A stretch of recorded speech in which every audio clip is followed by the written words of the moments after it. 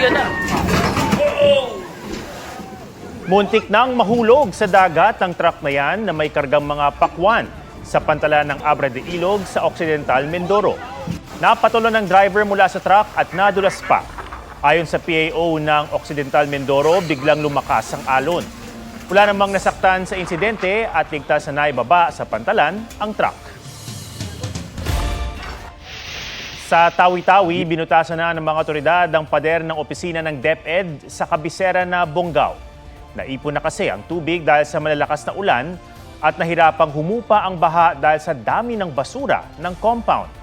Sabi ng mga taga-Bonggao, ito raw ang unang beses na binaha sila dahil sa ulan na ayon sa Pag-asa ay epekto ng shear line at easterlies. Nauwi sa disgrasya ang pagpapakitang gilas ng dalawang rider sa bahagi ng Marilaki Highway sa Tanay Rizal.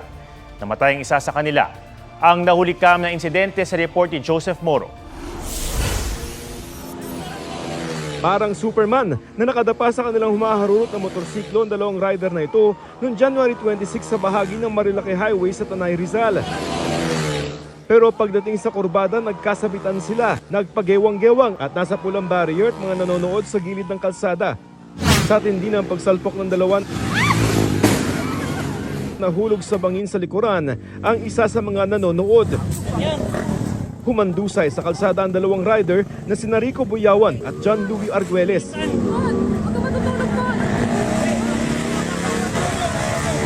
Dead on arrival sa ospital si Arguelles, 6 pa ang sugatan.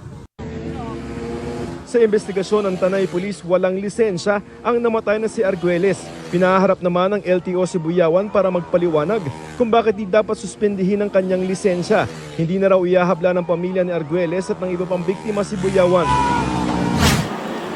Sa tala ng PNP, may isang naaaksidente araw-araw sa bahagi ito ng Marilaki Highway. Ngayong Enero pa lamang, 13 na ang nadisgrasya. Andun yung mga vlogger, nagtitake videos, nagtitake pictures. Kaya yun siguro yung ano nila, nagpapasikat ba na tinataas nila yung paa. Dito sa Marilaki Highway, 5 yung sinasabi nila na laruan ng mga rider. Kaya hamon para sa mga otoridad ang pagbabantay dahil tila habulang pusa't daga ang nangyayari. Meron din silang ginagawa na mga codes nila na umiiwas. Ayon sa HPG, posible maharap sa reklamong kriminal ang mga nagkakarera sa Marilaki. Pinaigting na ang police visibility roon. Kung saan yung talagang nandun yung congestion ng mga riders natin, doon din tayo. Kung saan sila naglalaro, doon din tayo. Pinag-aaralan naman ng LGU na magpasa ng ordinansang magbabawal sa pagtambay roon. Joseph Morong, nagbabalita para sa GMA Integrated News. Field trip sa Bataan na naging tila death march ang naranasan ng mga estudyante ng isang kolehiyo sa Quezon City. May ilan pang nahimatay. Mahaba-haba ang nilakad nila dahil ang mga bus na sundo nasa kabilang barangay. May report si Oscar Oida. Nakasya ba? 7:45. So yun, kanina pa kami nandito. Hindi nakala ng mga estudyanteng ito ng Best Link College of the Philippines na ang masayang field trip sa Hermosa, Bataan noong linggo mauuwi sa kilo-kilometrong lakaran. Tara, Death March. Bataan Death March. Marami ang inabutan na ng dilim sa paglalakad sa malikabok na daan.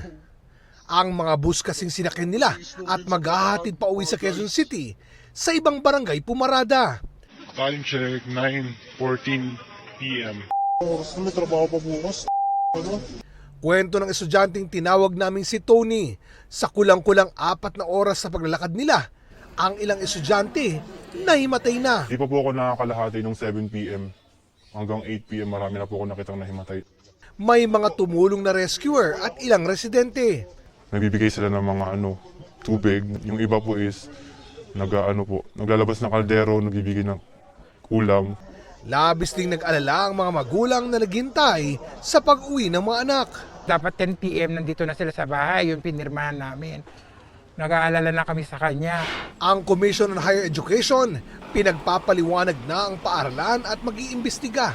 Gayon din ang Quezon City LGU na may sakop sa paaralan. Pinuntahan ng GMA Integrated News ang campus ng Best Link College sa Quezon City.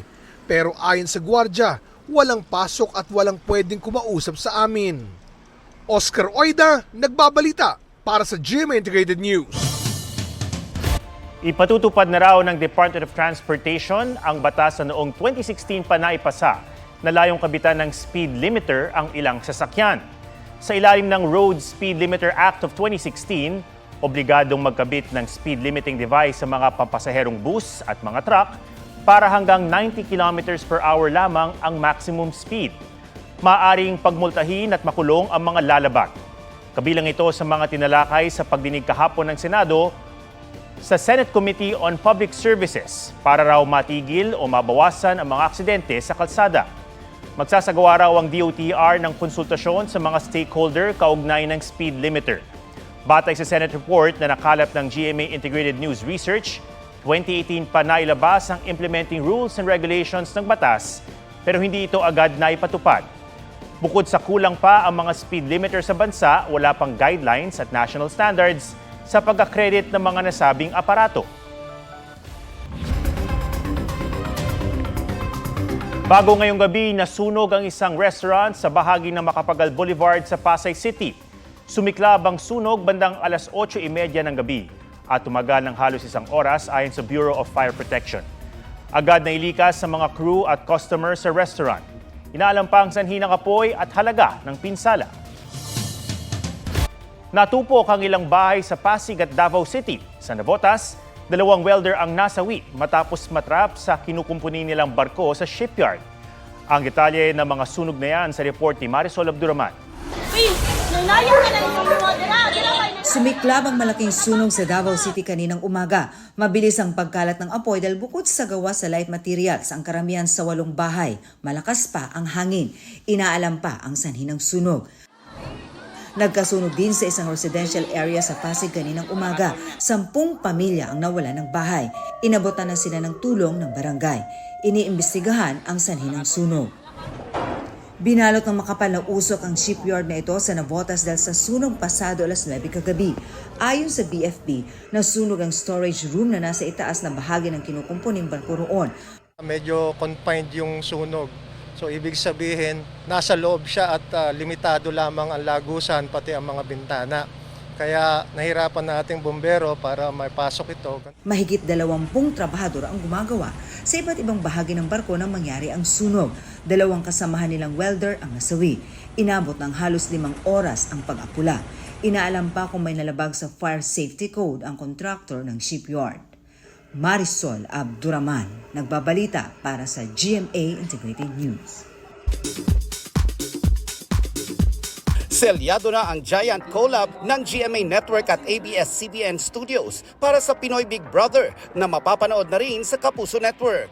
Pumirma para sa Kapuso Network sina GMA President and Chief Executive Officer Gilberto Arduavit Jr., Executive Committee Chairman Joel G. Jimenez, at Senior Vice President for GMA Network Attorney Annette Coson Valdez. Sa hanay naman ng Kapamilya Network, pumirma sina ABS-CBN Chairman Mark L. Lopez, President and CEO Carlo L. Katigbak, at COO for Broadcast Maria Socorro Bibitanes. Kahapon pa lang nung nag-breaking news, sobrang dami ng messages. Nagsasabi na sino yung mga gusto nilang mapanood, sino gusto nilang makita sa loob ng bahay ni Kuya. We commit to giving you a very exciting, compelling, fun, and enjoyable experience as we join forces, GMA and ABS-CBN.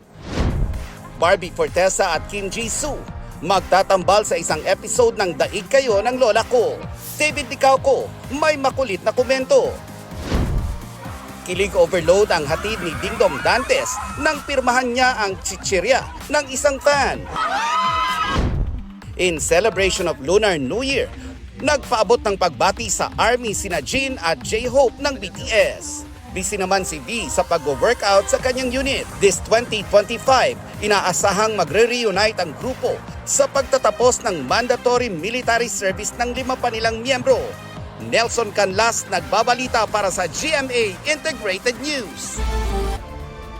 Sa patuloy na Mindanao leg ng GMA Masterclass Election 2025 Dapat Totoo Series, Naging sentro ng diskusyon sa Liceo de Cagayan University sa Cagayan de Oro City ang pagiging responsableng botante at pagiging mapanuri sa mga nakikita sa social media. Pagpili rin ng tamang kandidato ang binigyang diin sa huling bahagi ng Mindanao Leg sa Central Mindanao University sa Maramag, Bukidnon. Ibinahagi ni GMA Senior Vice President and Head of Integrated News, Regional TV and Synergy, Oliver Victor B. Amoroso, ang kahalagahan ng fact-checking bilang depensa sa mga nagpapakalat ng maling balita o impormasyon. We the people are the leaders. We are the deciders. So make yourselves knowledgeable about these issues. Watch the news on TV. Read digital. And don't fall, rather, for slogans, one-liners, screamers, and hate peddlers. Ginawaran ng pagkilala at premyong tig 100,000 piso sa Gawad Julian Cruz Balmaceda 2025 ng Komisyon sa Wikang Filipino ang mga pinakamahusay na thesis at dissertation sa Wikang Filipino. Itinanghal na pinakamahusay na dissertation ang Isabuhay, isang larong disenyo para sa diskurso ng mga wikang katutubo na isinulat ni Mariel Hias Liwanag PhD ng De La Salle University, Manila. Pinakamahusay na thesis naman ang pagmamapa ng kalinangang bayan ng munisipalidad ng Kinubatan, Albay na masteral thesis ni Christine Maynares ng Bicol University. Huwag magpahuli sa mga balitang dapat niyong malaman. Mag-subscribe na sa GMA Integrated News sa YouTube.